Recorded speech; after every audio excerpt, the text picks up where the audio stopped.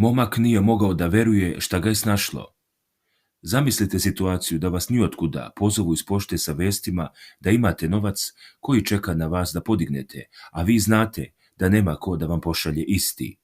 U takvoj situaciji našao se ovaj momak kome novac je poslao davni drug iz djetinjstva koji živi i radi u Americi i kome po svemu sudeći ide jako dobro. Ovog momka, drug s kojim je delio sendvič na pola i bio kao brat, nije zaboravio i dokazao je da prava i iskrena prijateljstva ipak postoje. Pre neki dan zvali su me iz pošte da dođem jer mi je neko poslao novac. Mislio sam da je neka greška, jer nemam nikog ko bi mi poslao novac, a i teška sam beda, pa sam iskreno pomislio da me neko zeza. Kada sam otišao, rekli su mi da imam pismo i $3.000, a i dalje nisam mogao da verujem. Uzmem pismo da čitam, drug iz osnovne škole, koji sada živi u Americi. Tada je bio beda, kao što sam sada ja. Ja sam mu uvek davao koliko sam mogao. Delio sa njim sendviče na pola, pili smo sokove iz iste flašice, bio mi je kao brat.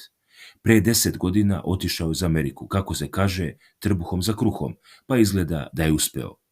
Na kraju pisma je napisao: brate, kada god ti bude trebalo, samo mi javi. Znam kako ti je sada i znam kakav si čovjek kada imaš.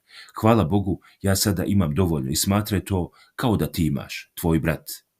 Ni sada ne mogu da verujem da mi se nakon toliko godina setio i da pamti sve što sam mu dobro činio.